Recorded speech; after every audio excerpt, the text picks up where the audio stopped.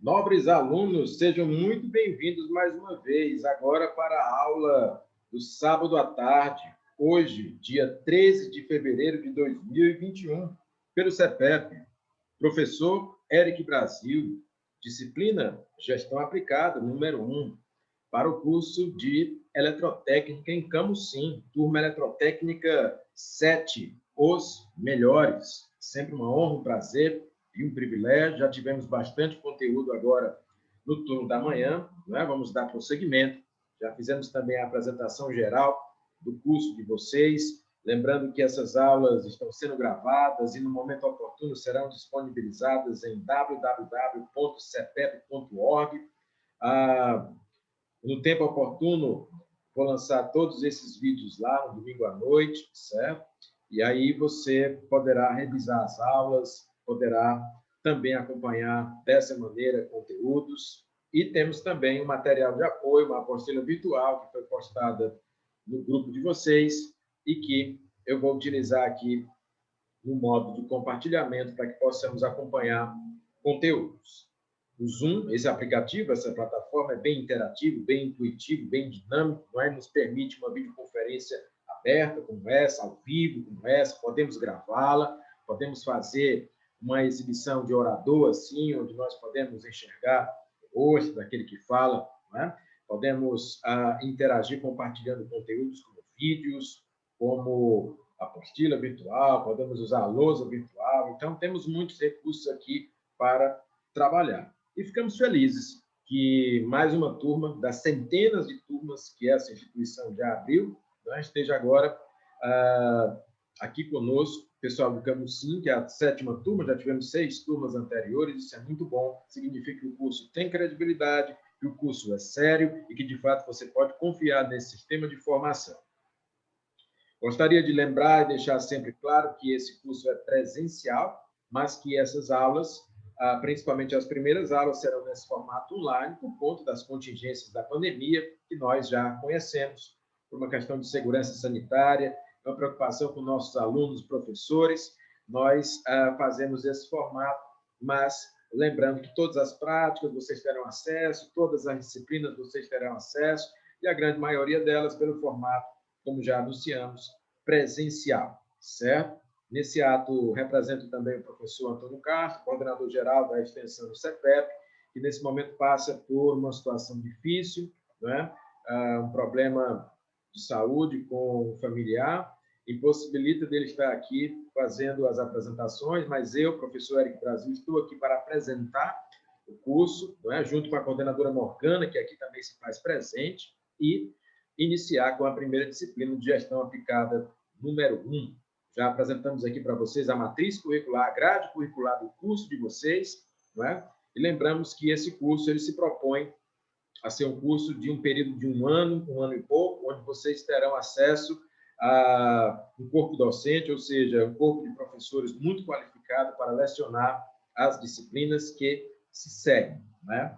Essa disciplina ela terá 3 finais de semana, onde nós ficaremos juntos aqui e vamos, obviamente, aproveitar esses momentos, esses conteúdos. Para também esclarecer, os horários do curso presencial são diferentes dos horários do sistema online, né? Então, alguém aqui perguntou, e no sistema online nossos horários são, no sábado, de 8 da manhã até às 5 da tarde, sendo que tem um intervalo para o almoço de meio-dia até às 14 horas. No domingo, vamos de 8 da manhã até o meio-dia. Esses são os horários das aulas online que nós disponibilizamos aqui no Zoom ao vivo, certo? Por que o horário é diferente? Porque nós precisamos preparar o ambiente, equipamentos, materiais, gravações, disponibilizar materiais. A dinâmica é diferente, mas o curso é o mesmo, o conteúdo é o mesmo e na modalidade presencial vocês vão iniciar mais cedo. Normalmente nós iniciamos no sábado, na modalidade presencial, às 8 da manhã e vamos até às 17 horas, com um intervalo que vai de meio-dia até às 13 horas. E no domingo, inicia normalmente às 7 da manhã e vai até às 13 horas no formato presencial. Por enquanto, estamos no formato online, vamos seguir assim durante toda essa disciplina, mas no tempo oportuno, e será logo, vocês vão ter também, como eu disse, aulas presenciais, incluindo as práticas de vocês, certo? Bom, tem muita informação, né? É natural que surjam dúvidas e tudo mais, e ficamos felizes porque a categoria dos eletrotécnicos é uma categoria que está sempre em movimento, em ascensão, já que o setor elétrico, o setor de energia, é um setor do presente e do futuro, né? Muitas profissões serão extintas, mas com certeza a do eletrotécnico vai permanecer, vai perdurar, porque é uma atividade essencial, uma atividade vital para a sociedade, né? E uma gama ampla de empresas comporta a profissão de vocês em sistemas dos mais diversos. Então, o mercado está aberto para o eletrotécnico, isso é muito bom. Sem falar que vocês têm um conselho profissional efetivo que os representa, né? O Conselho Federal dos Técnicos Industriais representa a categoria de vocês. Então, nós temos aqui como assegurar que essa profissão é, de fato, uma profissão, além de oficial, uma profissão em ascensão, em crescimento, que vale a pena buscar, vale a pena qualificar, vale a pena se preparar para enfrentar os desafios e ocupar as oportunidades do mercado de trabalho, certo? Ficamos felizes, então, com tudo isso. Nós vamos... Eu queria pedir que quem pudesse ligasse a sua câmera, ligasse o vídeo, só para poder enxergar vocês. Nós vamos tirar aqui uma foto, um print, além da gravação, né? Para registro, né? Como documento, porque as gravações, aulas, elas acabam sendo também documentadas, e isso é importante, né? Para desenvolver aqui o nosso controle e, ao mesmo tempo, garantir o acompanhamento, a qualidade das aulas, do curso de vocês, certo? Então, de preferência, sorriam, porque eu vou tirar uma foto, um print aqui da tela, né? Aqueles que puderem, liguem a sua câmera, sorriam, né?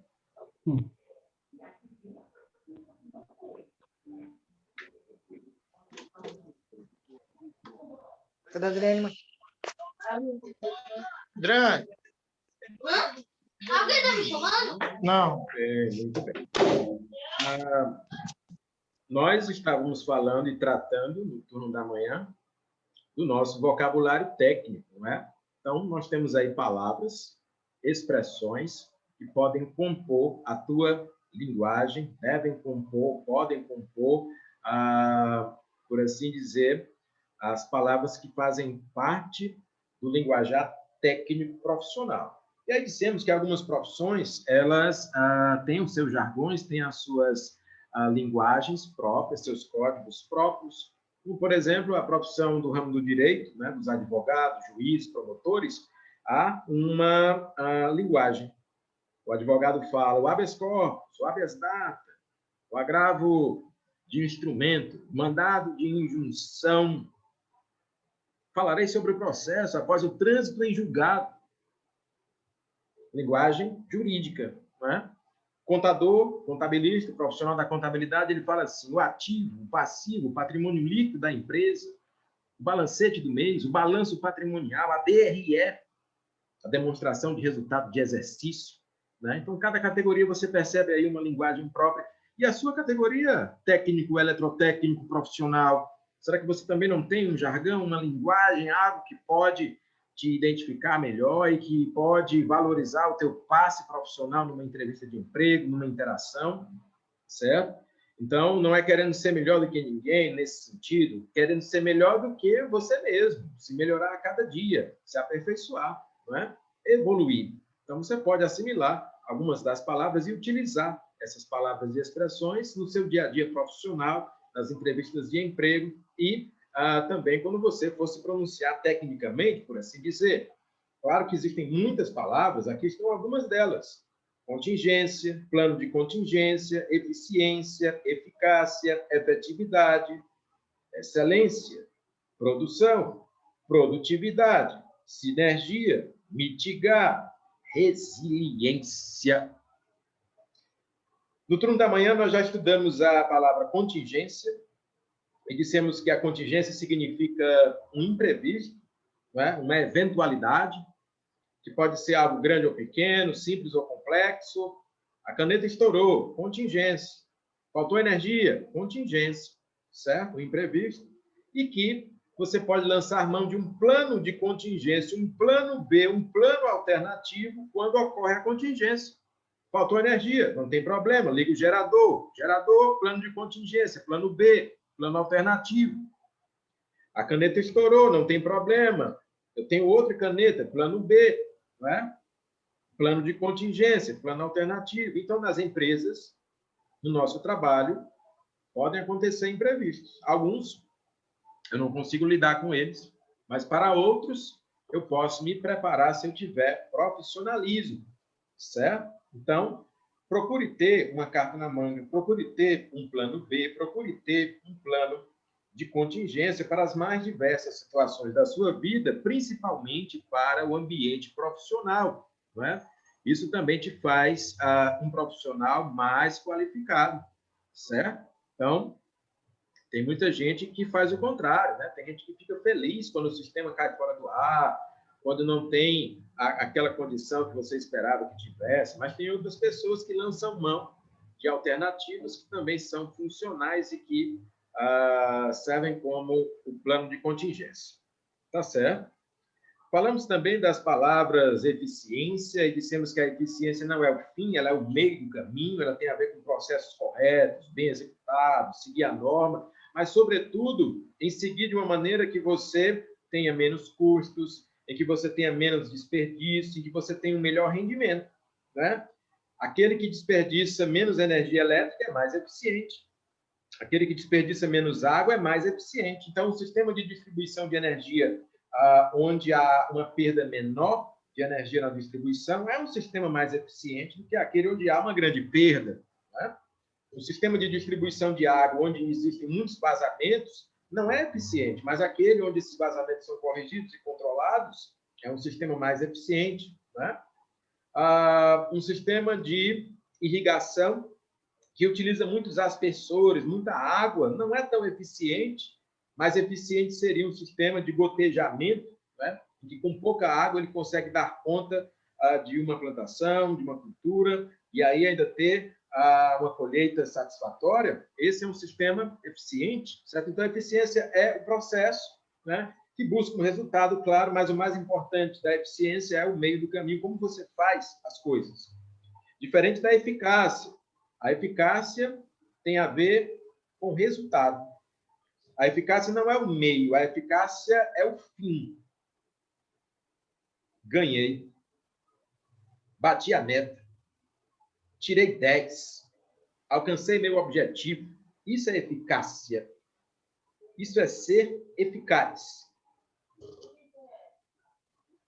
Só que você não pode ser apenas eficaz, dependendo da sorte, porque a eficácia sem a eficiência ela pode ser incompleta. Então, existe a necessidade do profissional completo ter efetividade. Aí é outra palavra para você. Ser efetivo, ter efetividade significa ser eficiente e ser eficaz ao mesmo tempo, certo? Exemplo, professor. Vamos imaginar aqui um aluno que ele estuda muito, participa das aulas, está sempre presente, é dedicado, mas no final das contas ele perde a prova, ele perde as avaliações, porque ele está com Covid-19, gripe, zika e chikungunya, tudo ao mesmo tempo, né? Aí ele não consegue ter um bom resultado e tira uma nota 4. Eu posso dizer que esse aluno tem eficácia? Teve eficácia nesse momento? Não, né? Por conta da contingência e tal, não teve. Mas ele foi eficiente, ele estudou, ele aprendeu, ele se preparou, ele se dedicou. Por outro lado, tem aquele aluno que falta todas as aulas, que é relapso, que não estuda, que não acompanha nada. Só que no dia da prova ele pesca pela internet, o professor não percebe, deixa rolar, e aí ele tira um 10. Eu posso dizer que esse aluno é eficiente? Não, ele teve eficácia naquele momento, se o professor aceitar aquele 10, né? E o que seria o aluno efetivo, que tem efetividade? O aluno completo. O aluno que estuda, que participa, que se interessa, que aprende, que não falta, que faz as atividades, que faz a prova, que tira a nota boa e é aprovado, tira no 10, por exemplo. É o aluno efetivo, tem efetividade, certo? Professor, e o que é o aluno excelente? Ou o que é a pessoa excelente ou o profissional excelente? É aquele que consegue fazer tudo isso que eu falei no longo prazo. Ele consegue ter a efetividade sempre, hoje, amanhã, depois de amanhã, daqui a 6 meses, daqui a 1 ano, daqui a 5 anos. E o que é excelência, professor? Excelência é a efetividade no longo prazo, certo? Então, você é muito bom, você é muito competente e, além disso, você gera bons resultados. Sempre. Né? Isso é muito difícil de obter, certo? Então, a excelência exige muita disciplina, muito esforço, muita dedicação. Ok? Falamos ainda na parte da manhã sobre produção e produtividade, lançando alguns exemplos, né? Nós observamos muita produção por aí, produção de bens, produção de materiais, produção de produtos, fabricação e também a prestação de serviços. Só que nem sempre essa produção ela se caracteriza como algo que tem viabilidade, que tem baixos custos, que é alguma coisa que traz com ela eficiência, né? Isso me lembra uma situação, eu gosto de exemplos bem dramáticos, porque você puxa pela memória, você vai se lembrar depois que passar essa aula.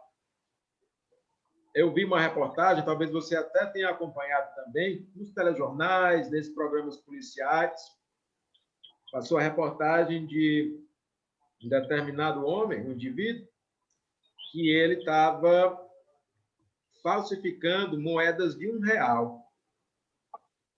Tem muita gente que falsifica notas, né? Mas ele estava falsificando a moeda de R$1. Ele tinha uma máquina que produzia na casa dele a moeda de R$1 e ele fazia a moeda de R$1 muito parecida com a moeda oficial, certo? Ele estava aplicando vários golpes, ele estava utilizando essas moedas, certo? Só que quando os investigadores foram aprofundar a investigação, eles perceberam que aquele indivíduo ele estava gastando R$1,50 para produzir cada moeda de R$1. Então, veja bem, é um exemplo de produção, certo? O cidadão, o indivíduo, ele estava falsificando moeda de R$1. Só que o custo de produção de cada moeda era de R$1,50.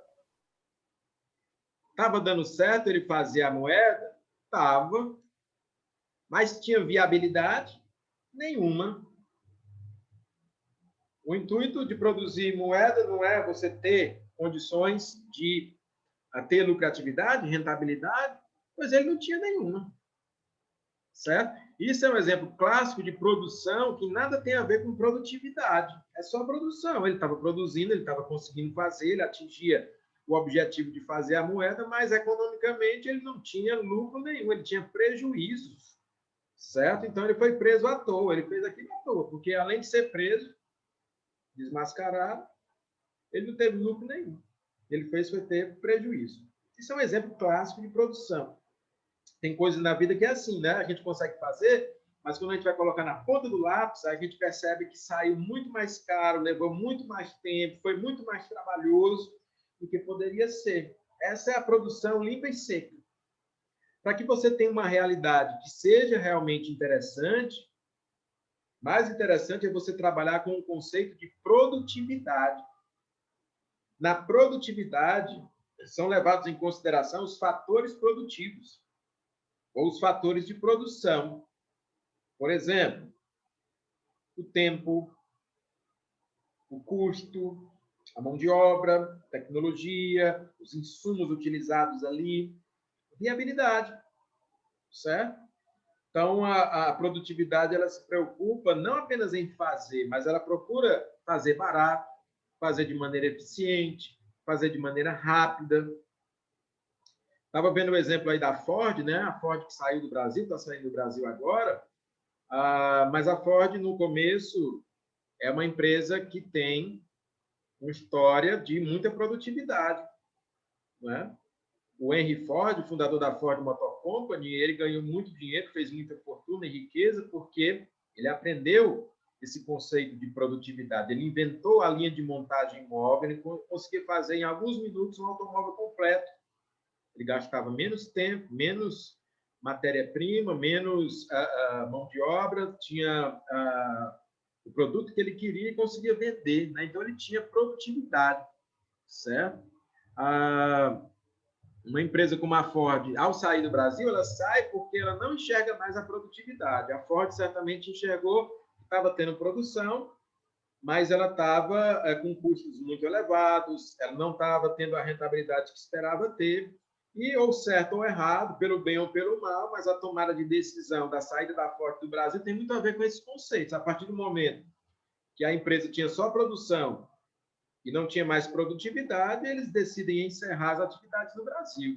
Mas eles continuaram as atividades dele na Argentina e no Uruguai, porque lá na Argentina e no Uruguai, por alguma razão, eles conseguem ainda manter a produtividade. E não conseguem, ou não conseguiram, nesses tempos, manter isso no Brasil, certo? Isso pode ser uma realidade para muitas empresas, de muitos ramos diferentes, não é? Então, é importante a gente trabalhar o conceito de produtividade. E aí, na parte da manhã, eu lancei aqui vários exemplos, não é? Exemplos marcantes, né? Até engraçados. Por exemplo, alguém perguntou aqui, se o homem já foi à Lua, quantas vezes ele já foi? Resposta oficial, 6 vezes. O homem já foi 6 vezes à Lua, né? Em quais missões, professor? Missão Apolo 11, Apolo 12, Apolo 14, Apolo 15, Apolo 16 e Apolo 17, certo? Quantos homens já pisaram na Lua oficialmente? Quantas pessoas já estiveram lá de verdade? Oficialmente, que os governos reconhecem, que os livros reconhecem, 10 pessoas, 12 pessoas, 12 no total, certo? Eu digo 10 porque pode ter repetido um astronauta de uma viagem para outra, mas 12 pessoas já pisaram na Lua. Professor, como assim? É porque cada missão são 3 astronautas. A missão Apolo 11, por exemplo, o astronauta Neil Armstrong, o Edwin Aldrin e o Michael Collins, né? Eram 3 astronautas, eles viajaram no foguete Saturno V e, com o módulo lunar, faziam a seguinte operação. Um dos astronautas não pisa na Lua, ele fica em órbita lunar para poder dar suporte e resgatar os outros 2, e os 2 é que descem no módulo lunar. Então, cada missão dessas, dos 3 astronautas, 2 deles pisavam na Lua, certo? Se foram 6 missões bem-sucedidas, aí você multiplica por 2, né? E dá o total de 12 homens. Como eu acho que pode ter repetido um astronauta de uma missão para outra, aí eu arredondo para 10. Então, no mínimo, 10 pessoas, oficialmente, já pisaram na Lua. Claro, você pode não acreditar nisso, você tem todo o direito de questionar, ou você pode até pensar o seguinte, ao contrário, professor, eu acho que foram mais, né? Só que alguns morreram, eles não quiseram divulgar. Por exemplo, você acha que a Rússia não mandou também gente para a Lua? Eles tinham tantas naves, tanta tecnologia, né? Eles podem ter mandado também. Os chineses agora estão querendo enviar pessoas para a Lua também. A China tem muita tecnologia e dinheiro hoje, recursos tecnológicos, né? Outros países também, por exemplo, a União Europeia tem condições para isso, né? Então, agora a empresa privada, até mesmo empresa privada, não são mais os governos, tem a empresa SpaceX, do homem mais rico atualmente do mundo, né? O Elon Musk, ele tem dinheiro e recursos para poder levar uma nave, até seres humanos até a Lua, se assim ele se dedicar e quiser.